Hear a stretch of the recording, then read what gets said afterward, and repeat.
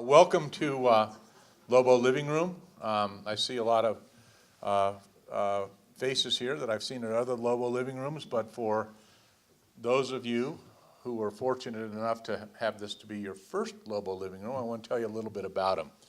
This is unbelievable. Lobo Living Room is an unbelievable program put on by the Alumni Association to showcase what I call the amazing nuggets within the university that not a lot of people are aware of. And so they find the good people from the Alumni Association to put this on, find these really, really cool things about the university, and then use this as a venue to showcase them and present them to people who may not be aware of them. Okay, so the way that the program is going to work tonight is we have three incredible speakers who all touch this topic from a different perspective, and all are part of the UNM community. I'm just going to introduce them, a little bit of a background, and then I'm going to hand the mic over to our speakers. Our first speaker will be Dr. Emil Nakla, who's got an absolutely amazing background. He was a senior intelligence service officer and director of the Political Islam Strategic Analysis Program at the Central Intelligence Agency. He's a member of the Council on Foreign Relations, a research professor and director of the Global and National Security Policy Institute at UNM, and the author of A Necessary Engagement, Reinventing America's Relations with the Muslim World, Bahrain, Political Development in a Modernizing State, and the Persian Gulf and American Policy. He's written extensively on Middle East politics, political Islam, radical Sunni ideologies, and terrorism. He's also a board member of the World Affairs Council of Albuquerque. He received his BA in political science from St. John's University, an MA in political science from Georgetown University, and a PhD in international relations from the American University. And I was talking to him tonight, and it's just one of those things where Albuquerque got lucky. He happened to choose to retire here, and once he got here, flunked retirement, got involved with the university on creating really a world-class program in essentially in security and security matters, which he will be talking about. So, real treat having him as part of this program tonight. We also have, from a different perspective on the issue, Deb Cutis. She is the Industrial Security Officer of the Provost at the university. She began her career at UNM, where she was with the UNM police force for 4.5 years. Prior to that, she was with APD for 20 years. She monitors the U.S. Department of Defense contracts as well as export-controlled contracts tied to UNM personnel and activities. And when you hear her talk, you'll see that covers a wide area. She graduated from the FBI National Academy, and her expertise and efforts in security gained her recognition from the U.S. Department of Defense as she received the DoD Cogwell and Counterintelligence Award on behalf of UNM. So another phenomenal speaker with a different perspective on the topic. And then finally, we're going to hear from Dr. Chris Lamb. He serves as the cybersecurity research scientist with Sandia National Labs, and he's also a research assistant professor affiliated with the Electrical and Computer Engineering Department at UNM. His current research interests center around industrial control systems, cybersecurity, particularly in reference to security issues for nuclear power plants and machine learning and artificial intelligence, and where those disciplines intersect. He has extensive experience designing and developing mission-critical distributed systems for a wide range of government departments and agencies. He served as a chair or contributor to multiple IAEA reports addressing cybersecurity and nuclear power systems, and he serves as a United States representative to the International Electrotechnical Commission in Nuclear Power Cybersecurity. He's also vice chairman for the IEEE NPEC SC6, which he can tell you about. And prior to joining Sandia Labs and working with UNM, Dr. Lam served in executive roles as a principal consultant for a variety of technology companies in the Southwest. He has a BS in mechanical engineering from New Mexico State, an MS in computer science from UNM, as well as a PhD in computer engineering with a focus on computational intelligence also from UNM. He's got a whole host of certifications and so forth that I can barely pronounce, but again, a world-class expert addressing this topic from yet another perspective. So that's who you're going to listen to tonight. Each speaker will entertain you and then ask for questions and answers, and then when they're done, we'll say a few more words and we'll be on our way. So, Dr. Nakla?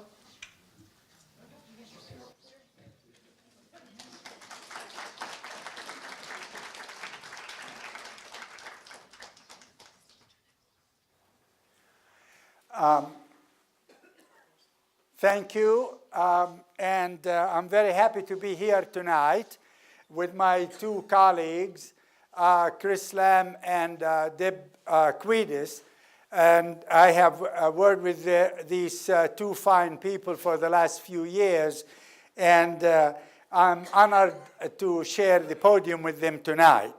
So what I would like to talk about this evening is this new program that we started at UNM. But before I do that, I'd just like to give you a word or two about my background other than the fancy one that John Brown presented. I always say I was born in Nazareth. This is the real one, not the one in Pennsylvania. And I went to a Franciscan high school in Nazareth. Then I went to a Benedictine college in Minnesota. From Galilee to Minnesota, I froze my head off up there. And from there, I went to Georgetown to a Jesuit school. I got my MA there. And then from there, I went to American University in Washington. I got my PhD. American used to be a Methodist school. And then I ended up teaching at Mount St. Mary's University in Maryland, which is a Catholic school, before the CIA snatched me from there. I made the migration to CIA, and I wish really more senior professors do that, because senior professors could bring their expertise to the government rather than wait as government people do, senior government people, they retire and go into academia. Well, I left academia to go into the agency, and it was one of the most rewarding careers and enriching careers in my life.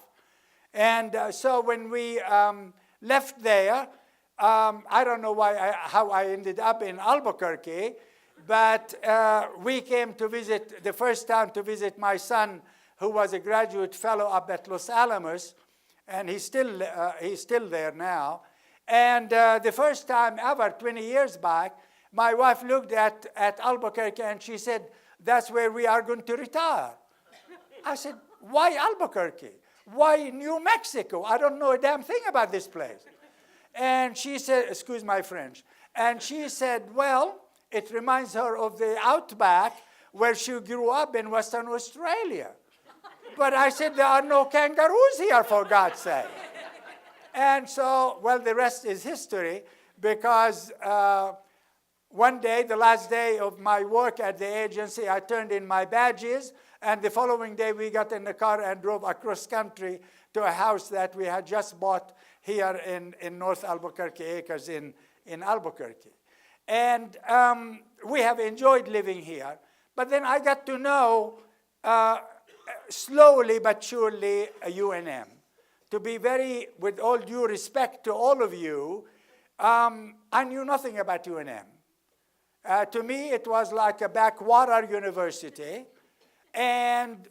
But the more I began to talk to professors and leaders here, the more I realized that there are programs here that are world-class programs, that there is research going on that is world-class research, that there are projects that are going on across the university that are world-class. So I asked the provost at the time, and I said, how come nobody knows about it? So I quickly discovered that UNM suffers from two problems. The first is that they always undersell themselves. I don't know of any university that has undersold itself and its research and its programs as UNM. And the second is that they have underutilized over the years their proximity to the world's two top first-class laboratories, Sandia and Los Alamos. We've had relations on individual basis, individual professors and leaders, but not institutional. And so I started talking to the provost. I said, it seems to me that we as a country, having come from the intelligence community, we as a country are at a stage where we need to nurture a new generation of leaders, national leaders, in the intelligence community and the national security community at large, that will lead this country as graybeards like myself leave the scene.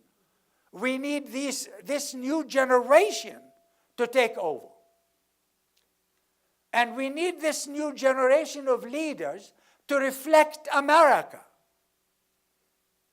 I come from an agency that has always been run by lily-white males from the Northeast. That has been the history of the intelligence community, all of it.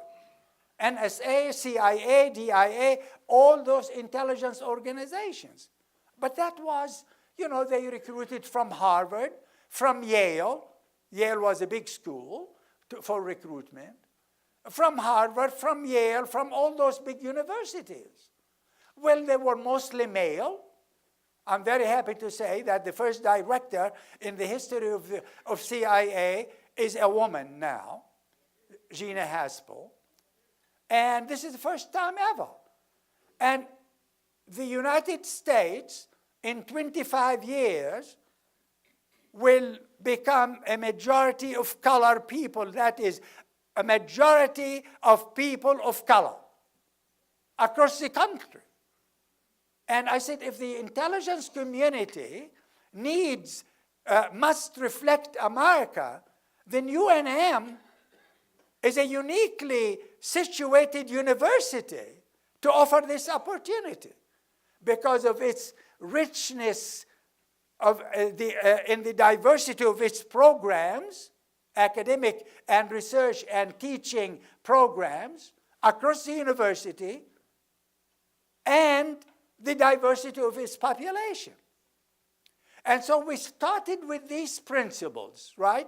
Proximity to the labs, diversity of our population, demographic diversity, and the wealth of our academic programs, from health to law to Anderson to engineering to arts and sciences. That was the principle. Then the provost said, okay, you want to take a look at it? Take a look at it. I said, I don't have much time. I said, I can give you a day a week. My wife started laughing. She said, when did you ever give a day a week on any project? Well, she was right. I got paid a day a week, but then I worked the other days, you see. And so we started looking at this university.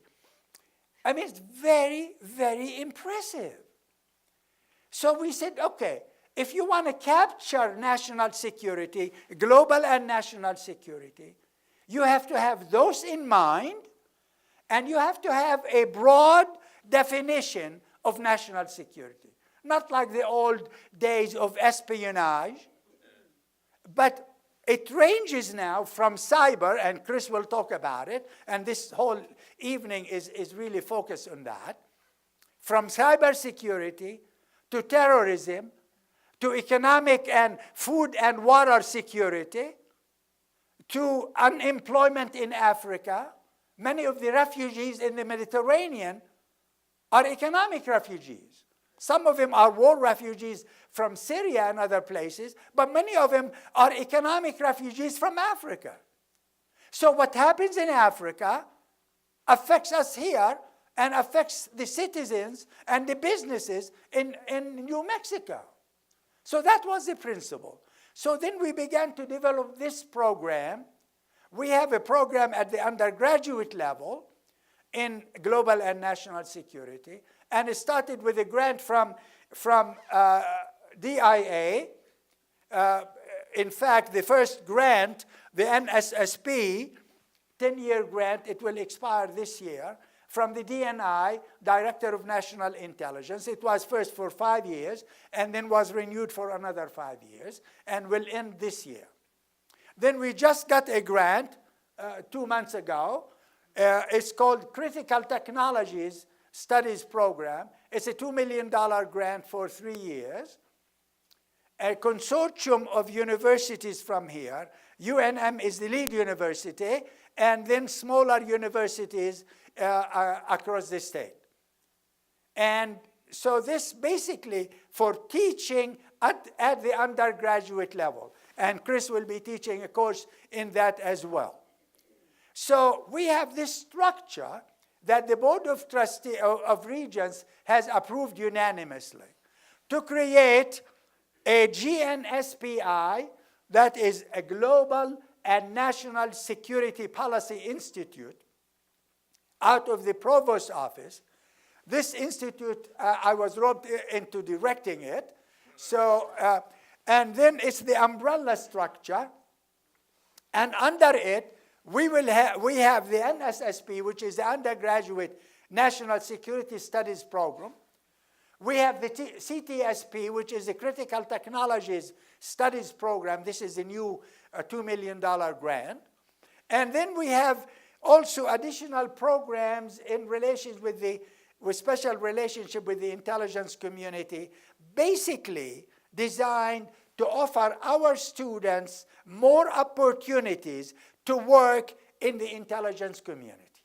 When I say the intelligence community, I don't mean just CIA. I mean the whole 16, 17 agencies that make up the intelligence community in the United States. And so these two programs, one is called the SSP, Signature School Program.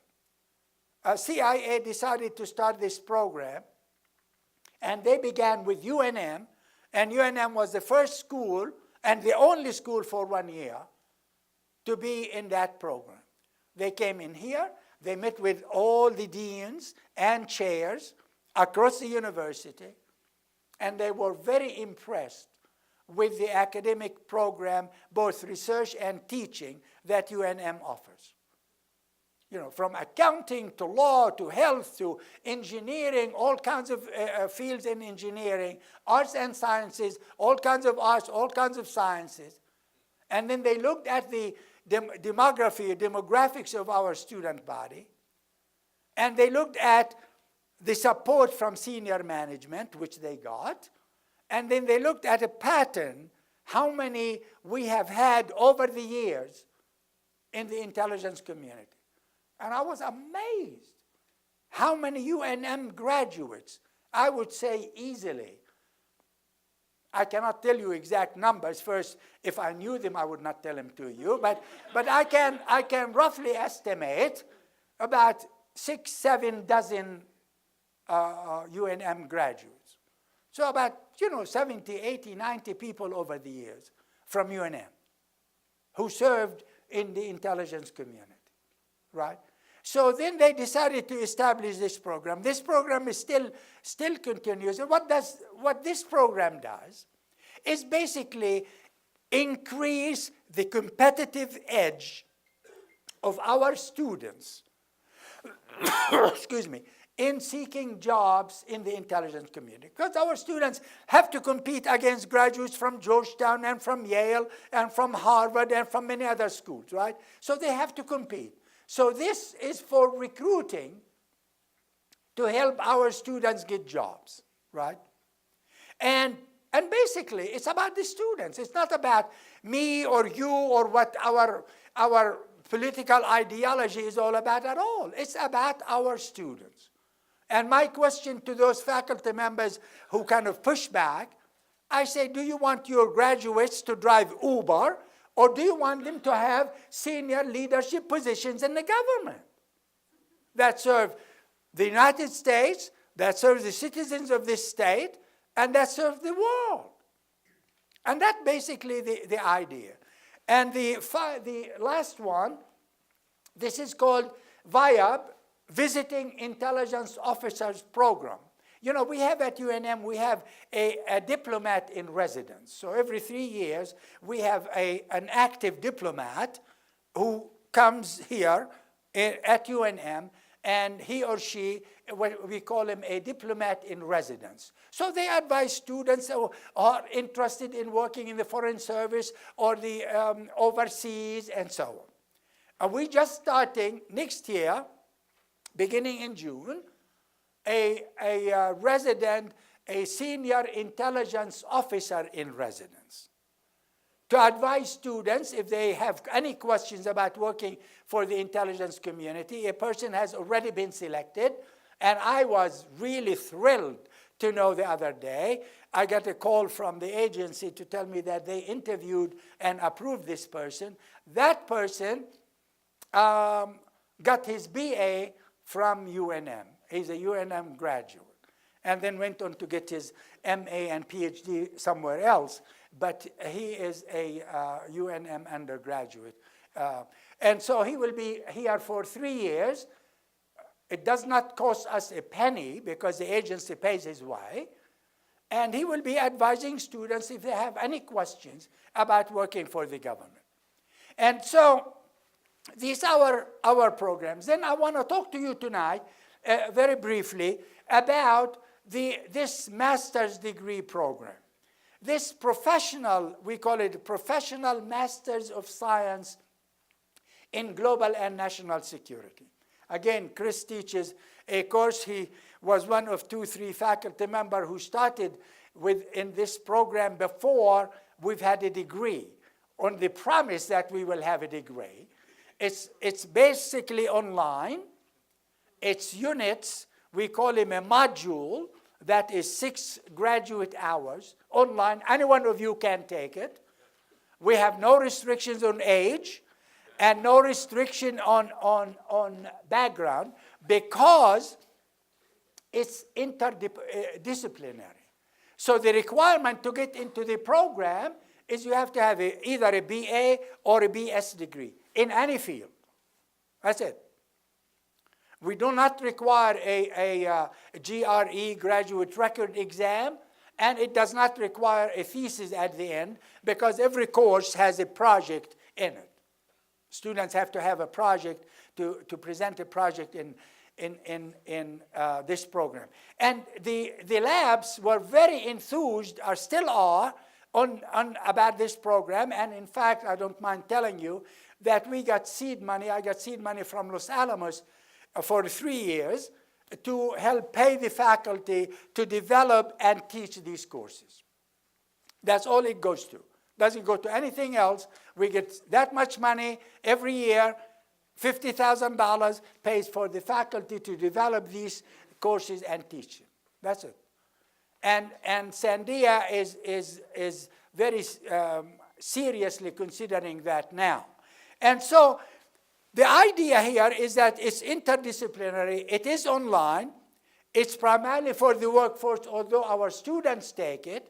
And our students, if they take this program, they have a straight shot pathway to the intelligence community. It is close collaboration with the two labs and a broad definition of global and national security. The institute that I direct has two boards. One internal board, UNM board, advisory board of senior people, deans, chairs, senior professors, and an external board. The external advisory board is small. It has a senior person from Sandia, a senior person from Los Alamos, the U.S. attorney here in New Mexico, a distinguished lawyer in New Mexico, in Albuquerque, a distinguished architect in Albuquerque, a distinguished senior person just retired from Raytheon. And so the national security industry in town is very, very rich. And that is rich in programs. And so they employ a lot of people, and they are all very much interested in employing graduates from UNM under this program. So the degree, as I said, the degree requirement is very simple. It's 33 hours. One pathway course, what we call the intro class, 3 hours, and was taught this last semester by former senior vice president of Sandia. He is now a senior vice president at the National Renewable Energy Lab in Golden, Colorado. And we have modules, that is 2 modules that are required, and the other modules, 3, are electives. Each module is 6 hours. The module that Chris and another professor, Idil Shamiloglu from engineering, teach is required. The other module that is required is from psychology, is on human decision-making and leadership. Because decision-making applies to any major. So we required that course from psychology. They offered it last year. And then the others are electives. And so you see these electives are from every department. Literally every department and every school in the university is involved in that. And so this semester, we have a new course from the health sciences in global health and national security. As I said, the first 2 courses that were offered, one from engineering, Idil and Chris offered that, and they continue to offer it every semester, and one from Anderson. The late, my dear friend, Sul Kasisiyi and Raul taught that course, Globalization, Innovation, and National Security. And it was taught last semester. And law is developing a course, will be taught in the fall. And so we have courses. This semester we have a course in foreign policy that the Dean of Arts and Sciences, Mark Peasney, and myself are teaching. So, but I robbed another professor to teach it in my place. And then we have courses in other departments being taught or developed under this program. I am so happy to tell you that already 17 professors from across the university are active members of this program, either developing a course or teaching a course. So, as I said, the other requirements are BA or BS in any field, no GRE, no thesis, and the program will be offered out of graduate studies, which is a university-wide program. And the program has been approved by, as I said, by the Board of Regents and, of course, all the faculty committees unanimously. And the only 2 steps that we still have this winter, is the state. That is the Board of Higher Education and the Board of Finance, which, and we don't really expect any problems there. So this is for more registration. This is just a list for all of you. 17 faculty members involved. They are from across the university. And if you have any questions, this is my contact information. So basically what I wanted to tell you is the heart of this program, and that's really what interested me, and I made a promise to the previous provost that I will see this program through. And then I might pass retirement.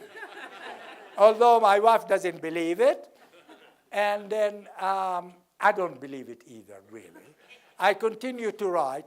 But what is at the heart of this program is that I really, truly believe that, one, we as a nation need to nurture a new generation of leaders in national security, and that this generation of leaders must reflect America demographically, culturally, and linguistically.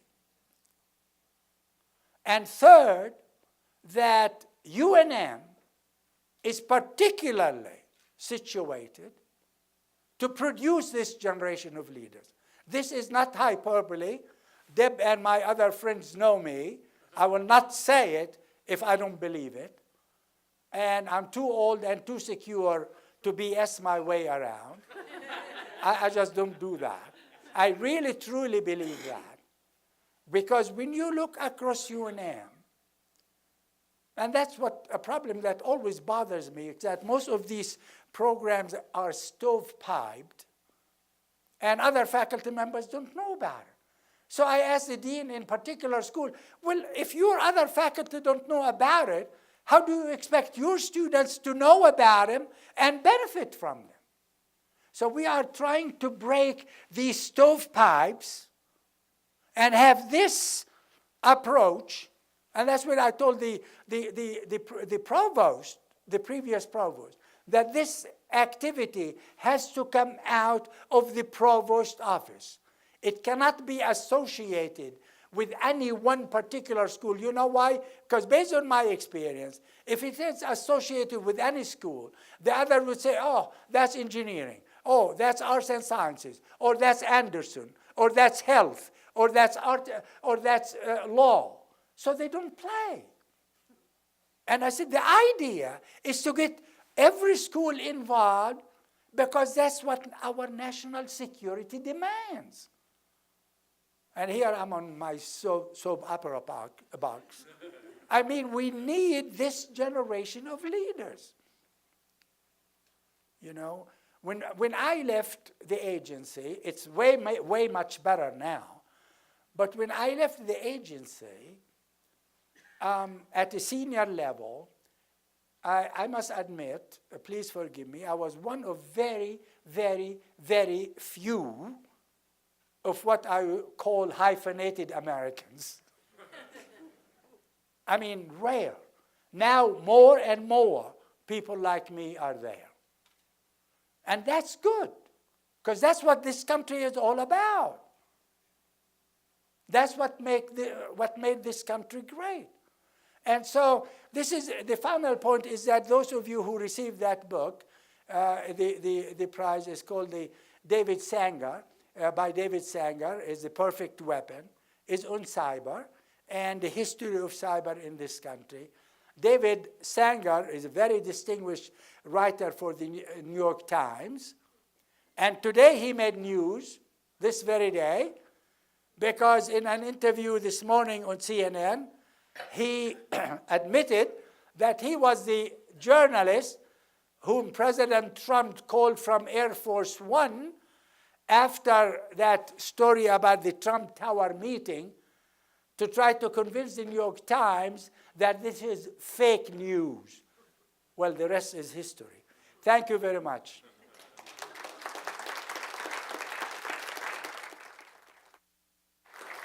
So, do we take questions now, or we'll wait? We can take 2 or 3 questions now. 2 or 3 questions, and then later we would stay, but if anyone has a question before we go to listen to Deb. Any questions, comments? Sir? So are students taking this program already, or is it waiting until start? No, they are already taking it. We promised that once the degree is approved, the credits that they earned already will count towards the degree. In fact, we have a mutual friend who has taken all the courses, the elected and the requirement, and so once the degree is approved, we will give him the degree. Yeah. And any other comments, question? Ma'am? Yeah, you mentioned various departments that were involved in this program or becoming involved. And the one that sort of struck my attention was the health sciences, because I'm just wondering how you perceive those, that area in terms of national security. On one level, I think of things like germ warfare, and on another level, I think of things like just Doctors Without Borders trying to help other people. So I was just wondering if you could expound on that. Right, and I had several conversations in the last few years with Paul Roth and his deputy and his chief of staff, Christina Beato. And the focus has been on the population health department. And so there is this whole family medicine, but part of that is population health. So the course that these two professors developed and will be teaching this semester, the second half of the semester, because each of these courses is 8 weeks. So we offer some the first 8 weeks, and we offer some the second 8 weeks. So they are teaching this course, and these two people are recent hires. They are like me, retired from the government, and they flunked the retirement test, so they are hired as professors in the Department of Health. One is a medical doctor who was the regional health officer for State Department for many years in Asia. And the other one is a PhD, who was in charge of AID programs in health and food for State Department for AID in many, many countries. So they developed this course on global health and national security. They look at diseases, they look at population health issues, and which all, of course, reflect and affect us in the final analysis. Okay, thank you so much.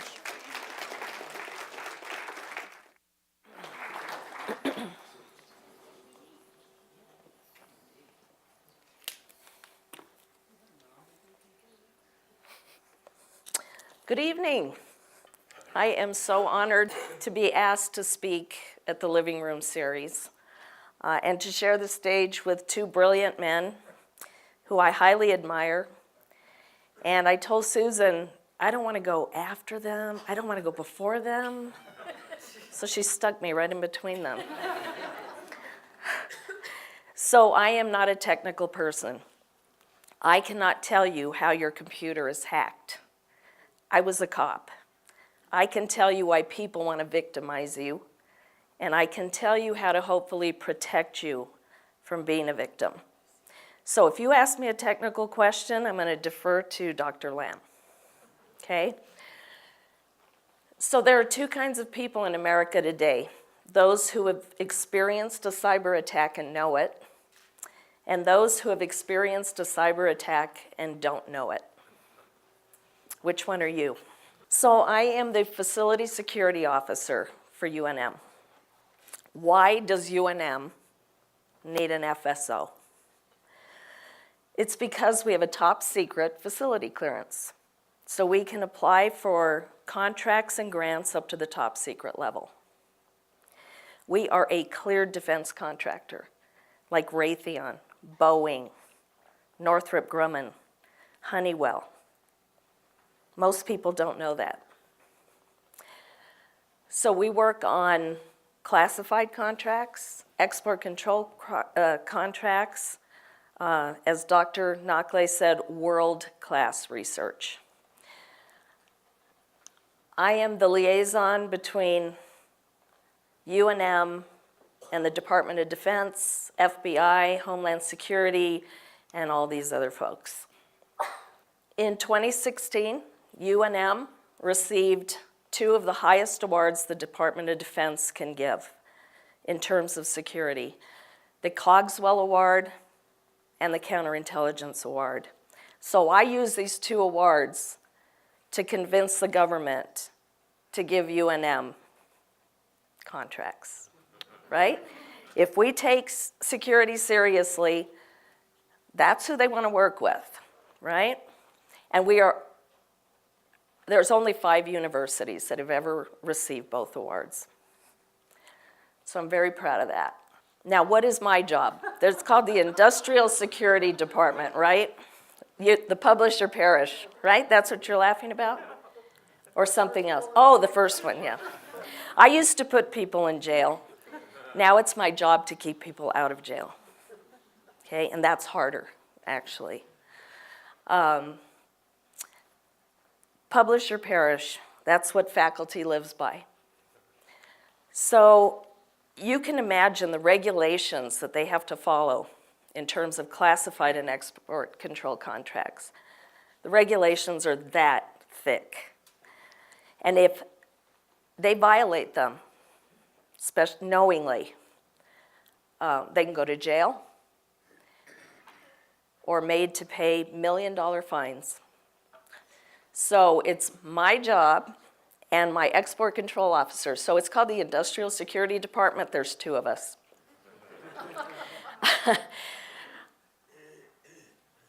And we want to protect UNM from being limited to bidding for contracts that are $25,000 or under, because that could be a consequence. And that would ruin us as a research institution. All you can apply for are $25,000 contracts. And then it's our job to train faculty how to protect from foreign theft of their research that they've spent countless sleepless nights developing. And they don't lose the ability to publish and patent. Because if somebody steals your stuff, what do you have left? So, as you can imagine, the challenge for a university is how do you remain open and collaborating with other professors from other countries and doing international travel and doing conferences overseas, speaking at conferences. How do you balance innovation with national security? And that's a tough thing to do. You can imagine my professors, it's in their DNA to teach anybody anything. So depending on the research, there are boundaries, and that's where I come in, to teach them what the boundaries are. Universities make an attractive target because of our vast amounts of personal information and the research that we store on our networks. We are on the cutting edge of science and technology that is coveted worldwide. It is easier to steal our research than to pay for it on your own or work years to develop. Hey, we've already got it here. So it makes UNM a soft target, right? AFRL, Sandia, they're hard targets. It's hard to get in there cybersecurity-wise because Chris is taking care of that. But we're a soft target at UNM. One of my jobs is to report to the Department of Defense from my faculty and students who reported to me suspicious contacts, unsolicited contacts that they receive from overseas. Okay, come and speak at a conference. Can you please review my thesis? I adore you. I worship your work. And they send it out to a bunch of professors. Same thing, they just changed the name, as I've seen it. And I've had to convince my professors that they did that. And they get very sad about that. But if they say, please review my thesis, I work on the same research you work on. I have been focusing on the green wire for 2 years, and you say nothing of it in your publications. Why? Do I want my professors to say, because that green wire doesn't matter? No. Because you're saving them years of research and a lot of money. Okay? You don't have to lie to them. You just don't have to tell them, doesn't matter. They can figure that on their own. So when I send suspicious contacts to the Department of Defense, they come out with a book every year telling us what technologies are targeted the most, how they're targeted, who they're targeted by. They send us a classified version and an unclassified version. But the top method of operation is always academic solicitation. We're easy, right? Send a professor an email and they want to help you. So, being that we're number one, that's why we have to teach them about cybersecurity. So the federal government is contractually forbidding UNM to use Kaspersky Lab antivirus software, Huawei Technologies, and ZTE because of spying concerns. That's it. So I'm not a conspiracy theorist, not all the time. But, this was announced by the White House on December 26th, I believe, that we were not allowed to use Huawei and ZTE. The next day, Verizon and CenturyLink went down. I don't know. Chris, maybe you can talk about that. So if we can agree on two things, if it's on the internet, it isn't private, right? And you have no idea really who is on the other end of that email, right? Even though you think you do, it might not be that person. 91% of attacks start with a phishing email, right? They're just throwing out that line and they're just hoping you just take that bait. Okay?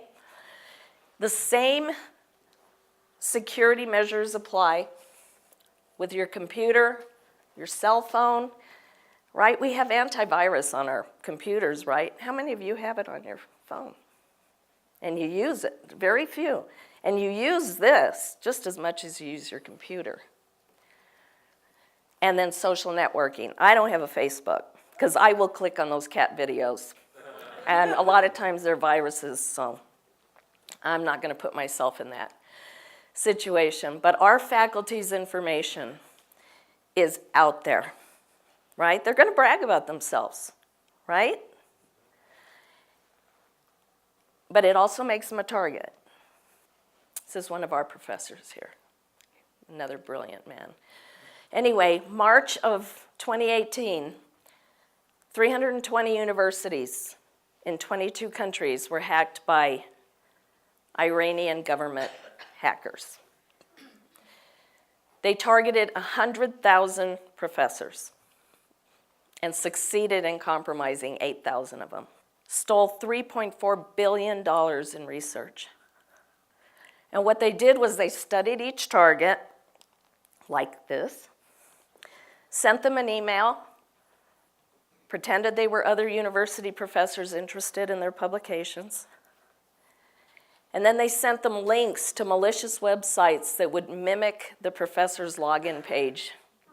The professor would log in with their username, password, and now they were in their account and could take whatever they wanted. So UNM was not on that list. But do you think we're a target? In New Mexico, where there's labs, directed energy, all kinds of cutting-edge research going on? Yes, we are. How many spam and phishing emails do you think UNM's Information Security Department blocks from coming to me and others who work here daily? 100,000? 20,000. Would you believe? Daily. Daily. They still get through, right? So, the number one rule. Dad, don't click on the links, right? It takes one person and one click to start that virus in that shared network. Your personal information could be lost. You know, your W-2 form that's on UNM Lobo. That's there, your research is there, your email's there, all your contacts are there. If they get in your email, they get all your contacts, they shoot them out emails with viruses to all your contacts. They click on the links, and now they've started a virus somewhere else at UNM. You need to trust your gut. I want you to, every time you get an email, act like a cop. I want you to look at it like a cop, right? Like a detective. So my dad's always telling me, I got hacked again. So I'm like, you did something, Dad, to get hacked, right? You don't get hacked unless you did something, okay? So never click on where it says click here. Never click on embedded links or attachments. And I tell my professors who get emails from foreign students all the time, I want to be your postdoc because I worship you. And they attach their CVs, and a lot of time they have viruses on them.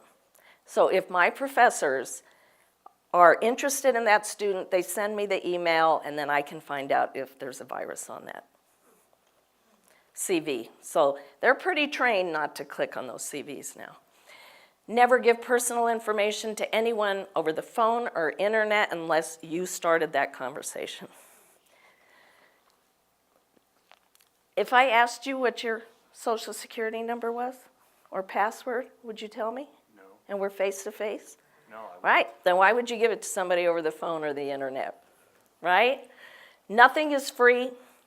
If it sounds too good to be true,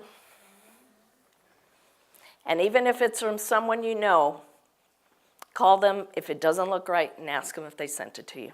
I was sitting on a couch next to someone about a year ago. I got an email from them.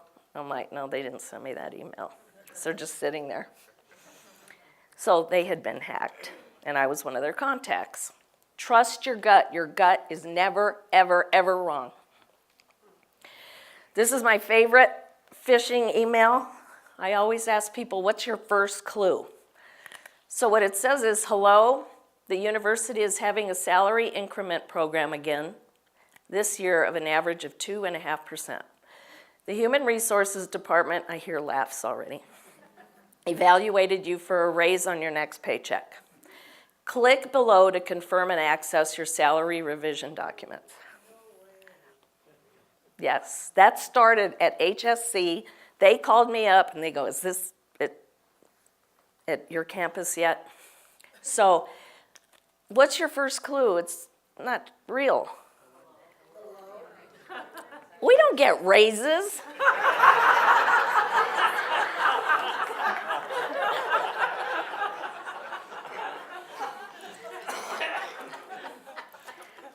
We get these all the time. Your UNM Net ID expired, right? Now, this person, I always look to see, does this person really work here? This person actually worked here. I blocked out their name because they had been hacked, and I don't want to embarrass them. If there are misspellings, that's a big clue.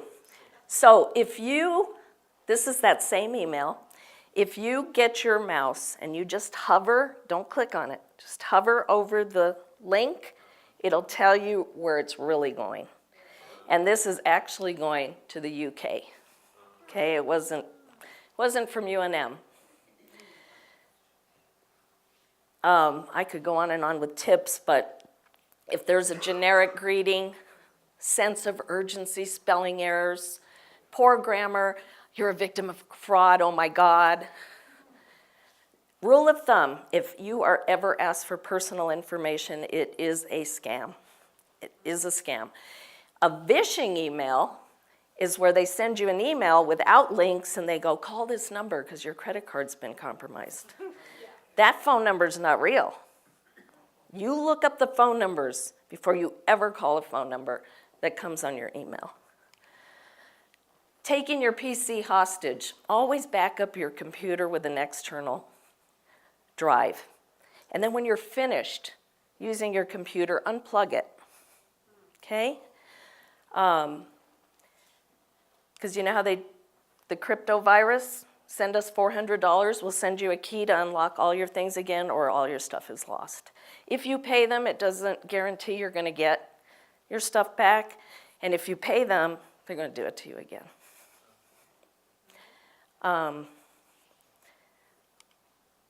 Passwords, important. This is so me. If it's offered, use two-factor authentication. Never say, remember my password on any site.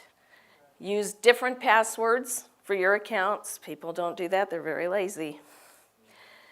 Because it's hard to remember so many.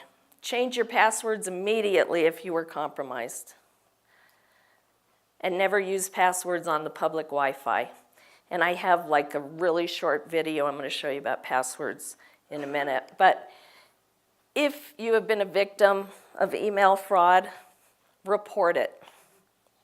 Okay, so other people don't get scammed by the same people. This link up here is the FBI. You can fill out who you think scammed you, the email, and then this one here is how to protect yourself after your identity's been lost, because it takes an average of 8 years to fix, right? If your identity is compromised, it takes that long. Put a fraud alert on your credit report and always look at your banking statements. You know, we've been hearing a lot about cybersecurity lately, largely because of what happened to Sony. Companies and individuals are more concerned about the safety and privacy of their information than ever. President Obama has unveiled a number of new proposals this week to crack down on hackers, and he plans to address this in the State of the Union speech on Tuesday. And it's great that the government is working on this, but the truth of the matter is we need to do a better job of protecting ourselves. You know, the most popular password in the United States is password 123. And as long as that's the case, we're vulnerable. So today we sent a camera out on a Hollywood Boulevard to help people by asking them to tell us their password. And this is how that went. We're talking about cybersecurity today and how safe people's passwords are. What is one of your online passwords currently? It is my dog's name and the year I graduated from high school. Oh, what kind of dog do you have? I have a Chihuahua Papillon, And what's its name? Jameson. Jameson. And where'd you go to school? I went to school back in Greensburg, Pennsylvania. What school? Hempfield Area Senior High School. Oh, when did you graduate? In 2009. Oh, great.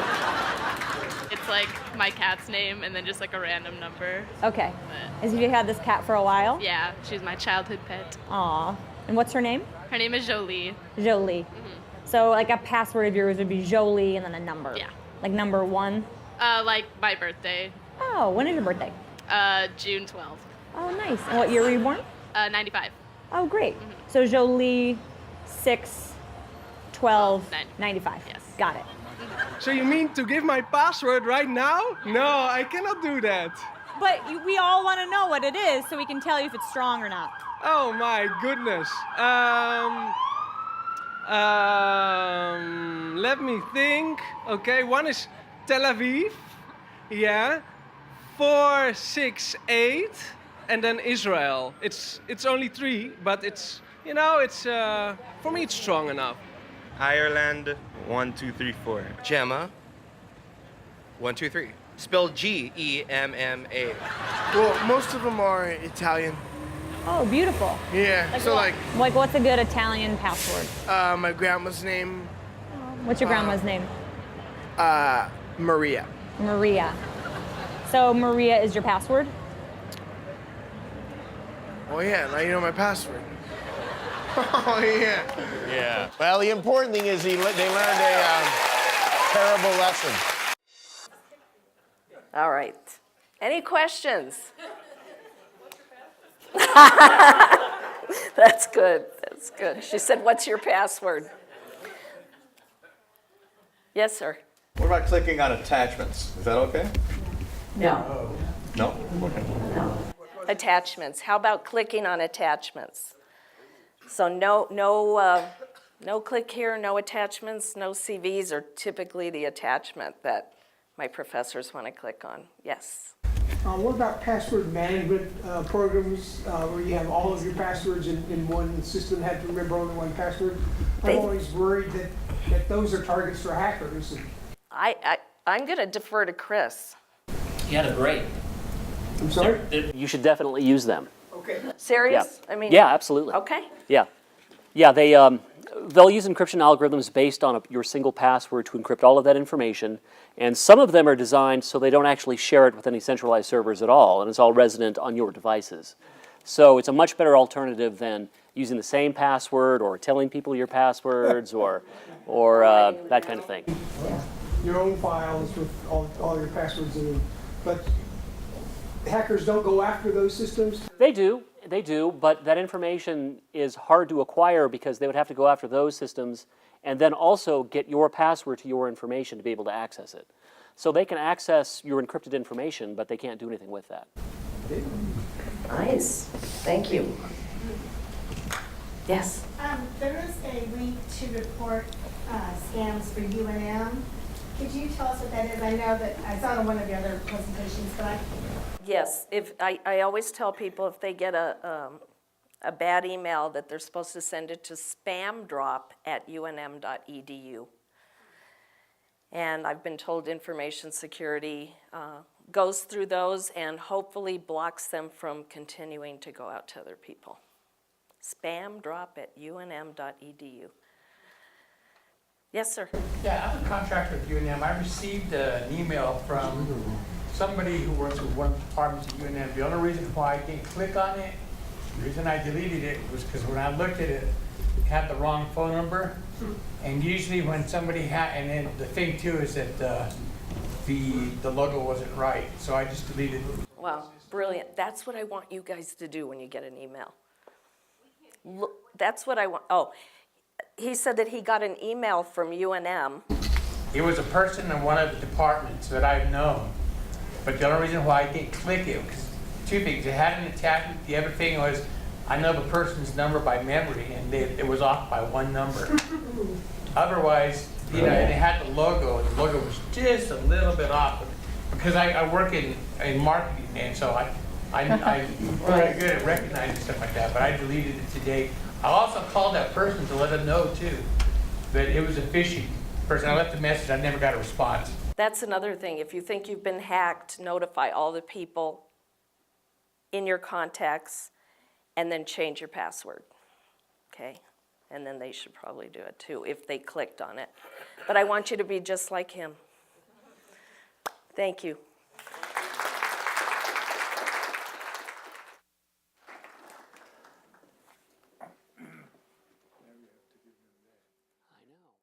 All right, so hi, I'm Chris. I'm really happy to be here. So they put me last because I'll probably be putting you to sleep according to my wife. She hates to listen to me talk, but I'm happy to have an audience that can't leave so I can talk to you today. So I'm Chris. I study cybersecurity. I work at Sandia National Laboratories where I do a lot of stuff with industrial cybersecurity. Here at UNM, I teach some classes, I do some research. I'm really interested in like malware. I do a lot of malware reverse engineering. I study what people do with malware, how it's written, the kinds of things they do to try to make it hard for guys like me to see what they're doing.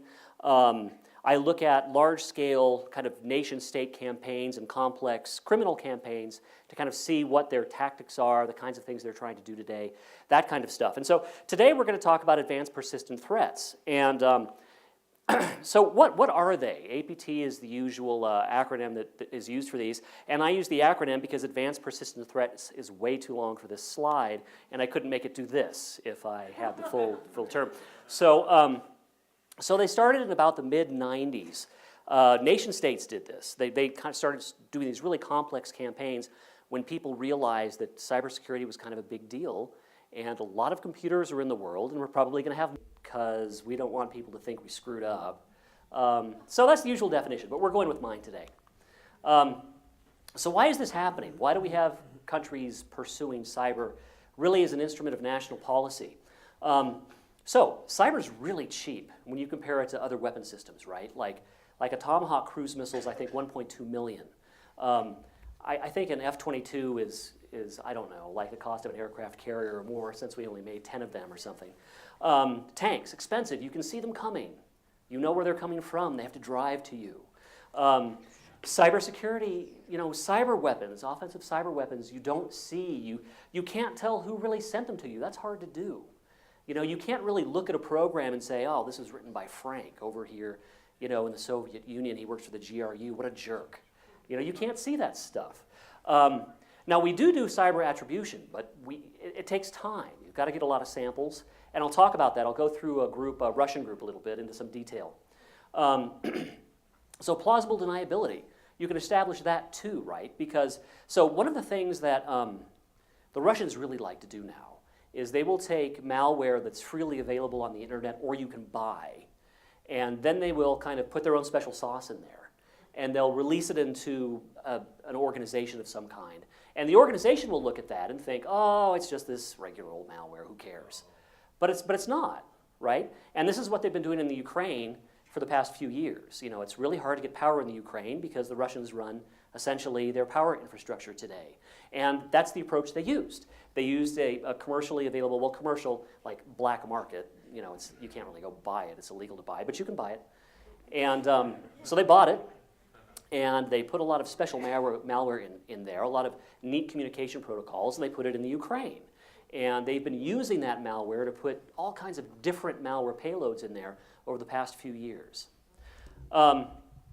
So the final reason, there's no reason not to. We don't really have any treaties governing this today. We've got things that say, this is illegal, but gosh, it's not like intelligence agencies have been paying a lot of attention to that for the past 20 years, sorry. but it's true, it's true. So there aren't a lot of rules that really regulate this today. There aren't like rules of cyber war. We haven't really figured out what we do. If, say, in the United States, if someone takes down the power infrastructure in Nebraska in August, and they do it in a way that we can't bring that back up for 2 months, what do we do? And what do we do if we can't find out who it is? What if we find out who it is? What do we do then? Do we send a bunch of Tomahawks their way? Do we hack them back? We don't really have any policies to define any of this. So it's really wide open. So because of all these things, cybersecurity is really hot. Everyone's trying to get into it. It's a great place to work. It's a great place to play around if you're a nation state and you want to get at people you don't like. It's really an exciting field, and I find it exciting, but I think it's probably not a good thing that I find it exciting, and I don't think it's going to get any better. So before we kind of go into who's doing what today, and go into our example of some of the things the Russians have been up to, I'll talk about the naming scheme. So advanced persistent threats have great names. And they have great names because you have a lot of different companies that see them, bits and pieces of what they're doing. And so you've got some, like Mandiant is boring. They're the most boring. They're like APT and some number. Who cares? That's boring. CrowdStrike's the best because they have great names like Fancy Bear and Cozy Bear, and they put up pictures, and you'll see the picture that they associate with Fancy Bear later. And Dell SecureWorks is okay. They use Iron Twilight. But these actually have meaning to these organizations. They mean particular things. Like Fancy Bear, you'd kind of expect, well, Bear Russia, right? Yeah. All their Chinese malware groups are named after Panda, and then they'll use other terms that they usually either pull out of the malware, stuff like that. Mandiant doesn't tie any of the attributes of the malware to what they find. They just give them numbers. Mandiant uses neat pictures too, but Mandiant's picture didn't fit as well on my slide, so I used the CrowdStrike one. Dell SecureWorks has a similar naming scheme, but they look more at functionality than attribution.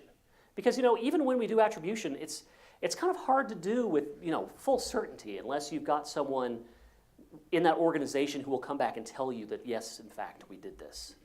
So who's doing what today? So this is kind of the outline of where we are right now, this month, with respect to advanced persistent threat groups in nations that are actually active. Okay, so China's got 77. That's a lot of groups that people are finding. We know they have 77. We found 77. We don't know how many they're really running. North Korea's running 10. Vietnam has one. Who would have thought about that? That's kind of surprising to me. India and Pakistan both run organizations that do cyber. Russia's got a good number, 16. Ukraine has one active group. Now, this is kind of interesting, right? Because we know the US and the UK and France are active in this space.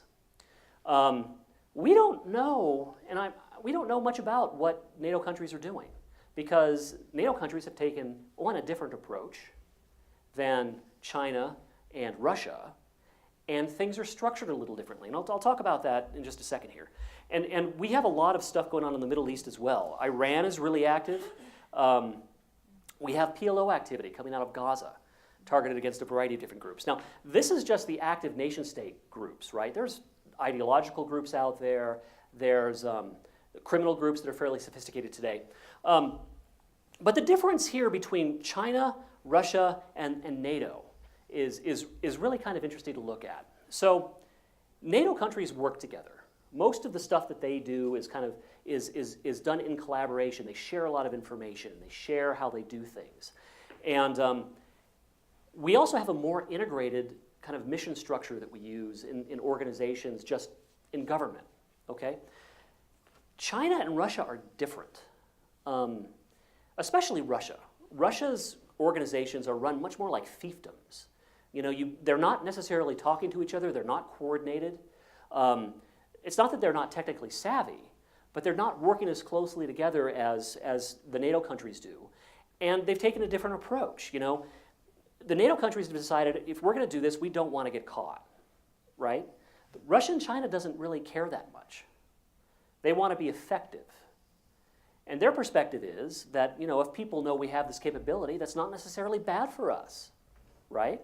That gives us some additional leverage, perhaps, internationally.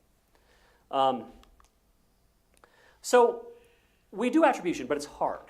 And it's hard for a variety of reasons, okay? So we use a variety of different techniques to try to analyze malware. We use virtual machines. That's what VMs are. They are essentially emulated computers that you can run on a computer to run software in that emulated computer. So I click on all those links, but I do it in a VM. And then I see I trace the traffic to see what it's doing, and I grab the payload, and I reverse engineer the payload. But don't you guys do that. That's a bad idea for you. They'll use anti-VM techniques, which makes it's really frustrating to me. I just want to look at their sample, and they use these techniques, and then I can't use a VM to do it, and I've got to get a separate computer to do it, which is much slower. It's very frustrating, and they like frustrating people like me.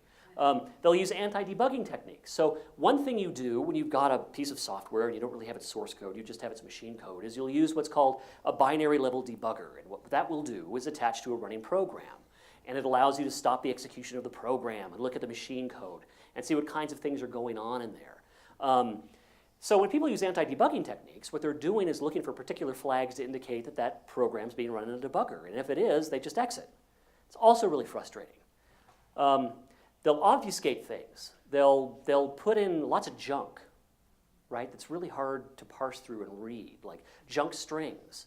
And I'm not talking about false flag stuff. People are doing that too.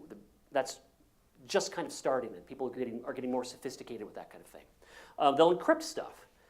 They'll encrypt stuff, so they send a payload over. That payload's encrypted, and that payload is wrapped in some small program that goes back to a server and grabs a key at a certain time when that server's up, and perhaps it'll use some kind of protocol that'll make it hard for me to see what that key is when it comes back. They'll encrypt the channel. Sample sizes.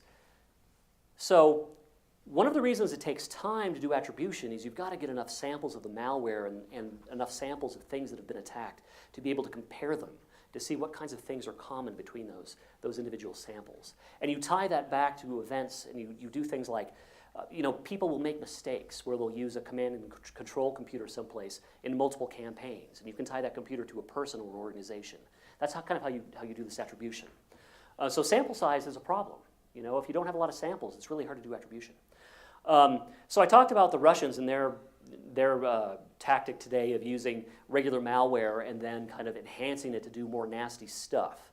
That's also annoying. you know, because you get that and you're like, well, this doesn't look special except for this small part over here that I can't see because I can't run my debugger or use a VM, right? Because they're really annoying that way.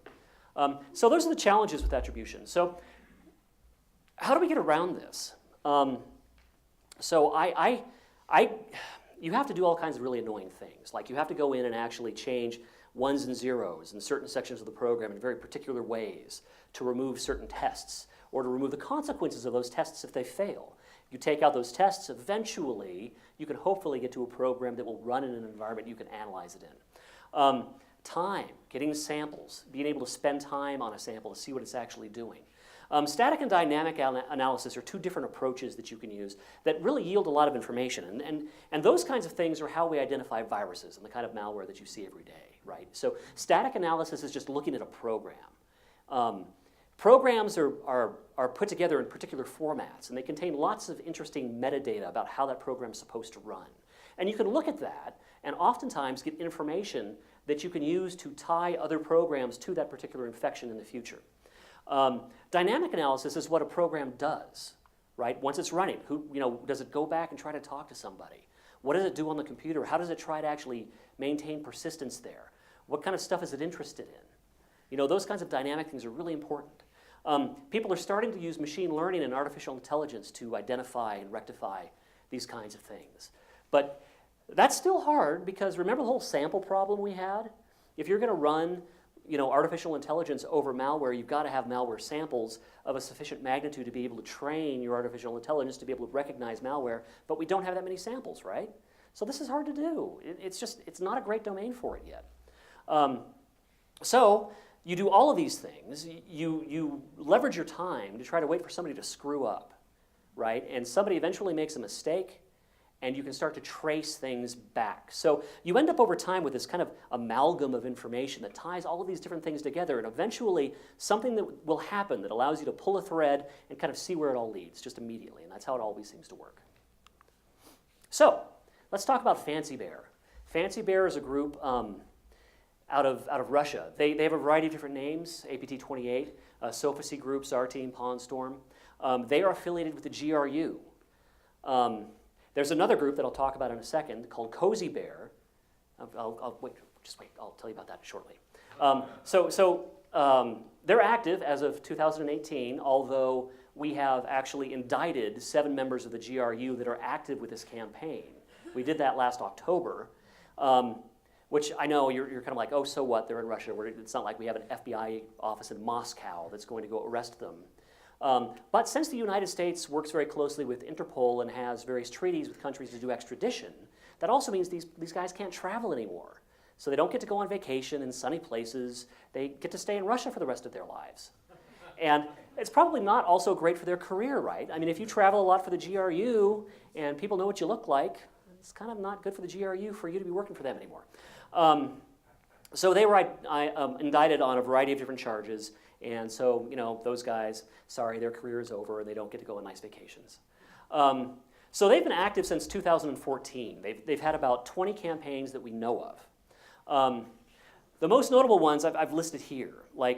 So the Ukrainian one is interesting because that is actually different than their usual MO. What they did in that campaign is they took an application that ran on Android, on a cell phone. This application was supposed to be able to do data translation to artillery units. So a lot of officers in the Ukraine started putting this on their cell phones.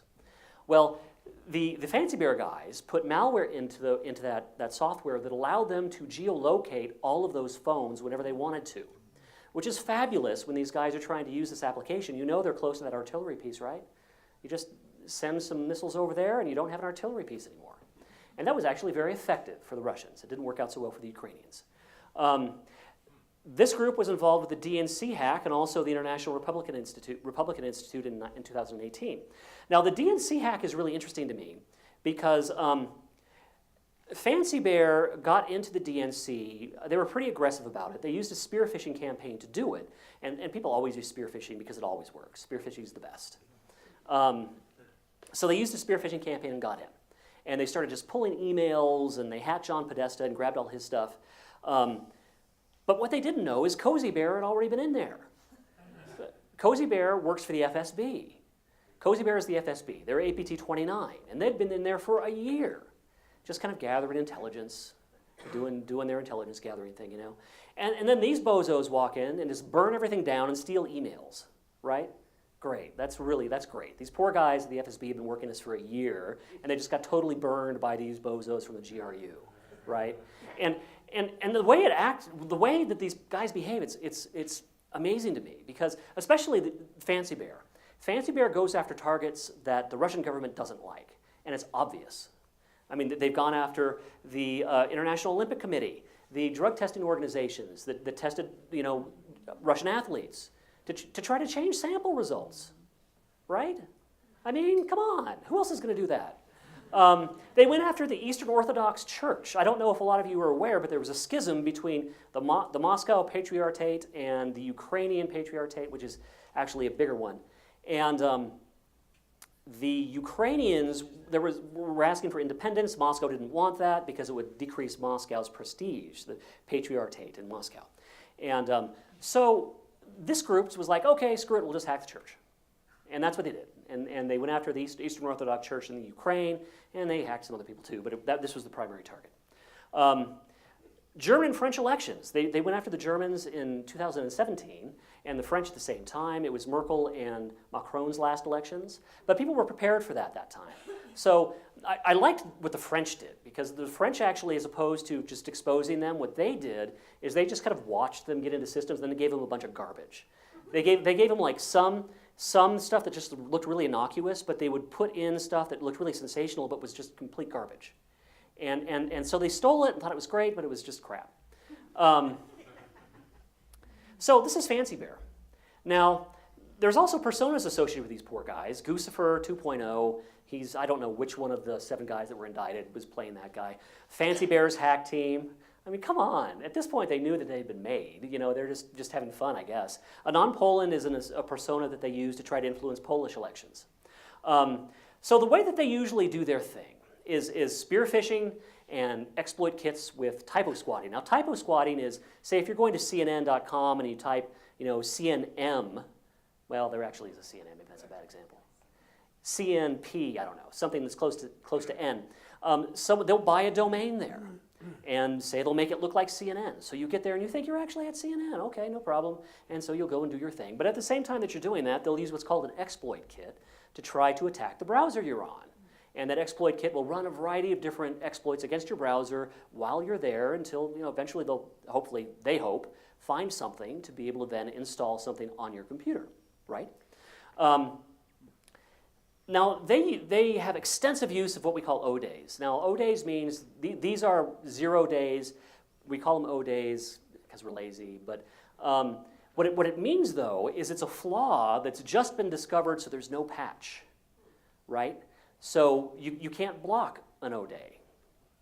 It's just there. If you've got an exploit for it, great. You just get right in. This group used 6 of those in 2015. Those things are really hard to find.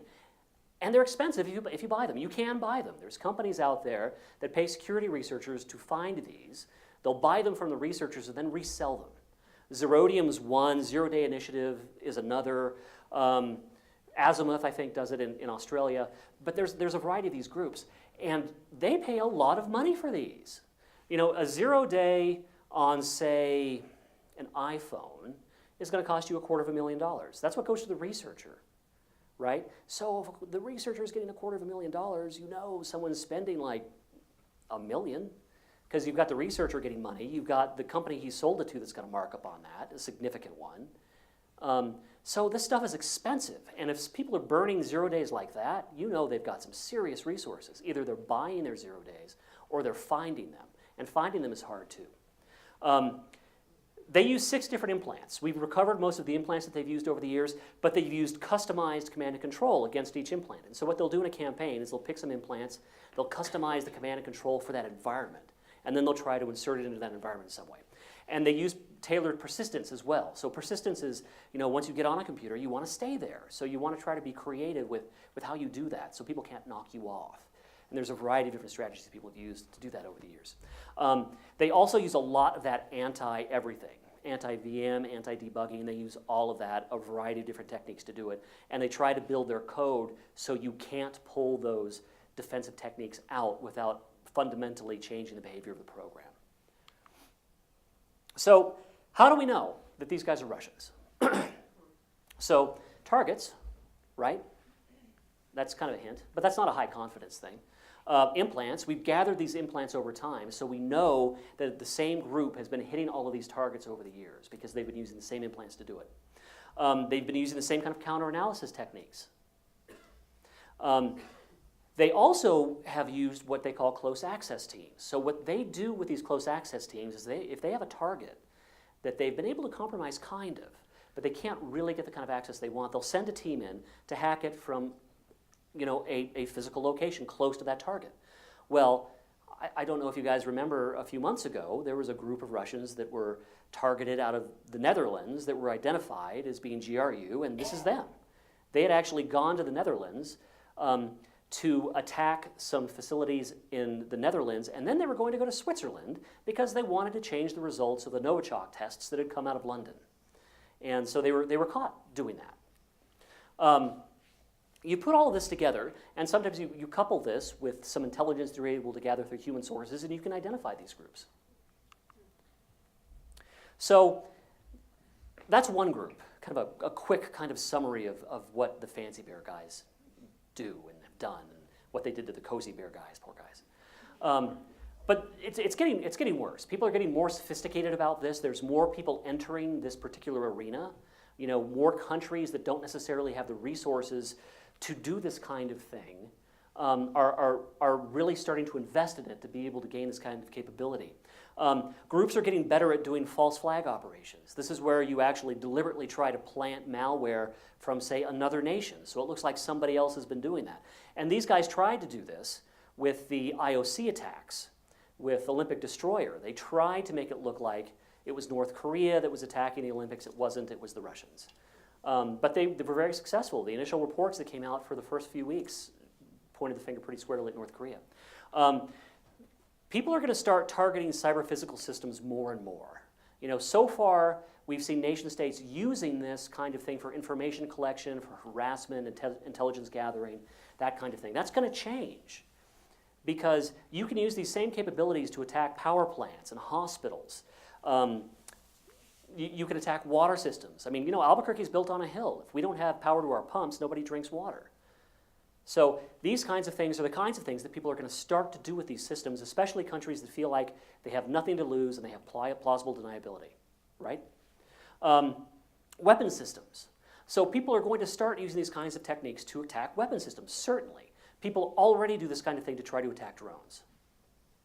And they're going to start to use it to try to attack other kinds of things, like military aircraft, ships. Ships are great. Ships are the best if you want to attack something because, you look at an aircraft carrier, it's got a nuclear power plant in it. It's got more computers in there than this university, if you count all the little industrial controllers that are scattered throughout that ship to be able to run the ship's drive and to run the power plant and to keep communications going on. They're eminently targetable. Technical diversification. You can do this kind of tracing in many cases because when you gather these samples, you can put them together and come up with a unified picture of what somebody's trying to do. Now, if you're better about how you put together your samples, if you start using more effective obfuscation techniques, or you start just rewriting them before each deployment in ways, say, that you can computerize, you suddenly have much more technical diversification, and it's much more difficult to be able to do attribution. So anyway, that's all I had for today. Thank you for listening to me. I think only a few of you were able to fall asleep during my talk. I tried to talk fast to keep you awake. So does anybody have any questions? Yes. In the very back, blue shirt. Sorry, I was going to ask, this thing with CenturyLink, it still confounds me because everybody talks about backup, cyber backup, and if you can't have access to the internet, it just pretty much shuts down. They probably lost almost $3 billion in one day.